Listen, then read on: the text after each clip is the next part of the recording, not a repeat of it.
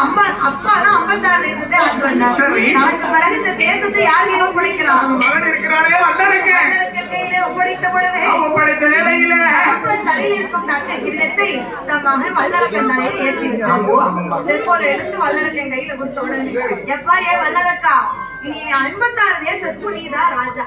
நீதி, நேர்மை, கடமை, கண்ணியம், கட்டுப்பாடோட ஆண்டு குறைக்க ஏத்த இறக்க யாராருக்கு என்ன செய்யணும்?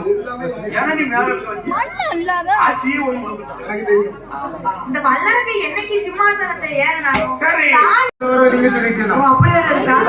இந்த அரக்கனுடைய ஆட்சியில ஏகப்பட்ட பஞ்சம் வந்த காரணத்தால் ஒரு நாளைய தினத்திலே பார்த்தான் வல்லரக்கே. வல்லரக்கே ராஜமன்ன யாரை அழைக்கிறான் தெரியுமா? யாரையுமா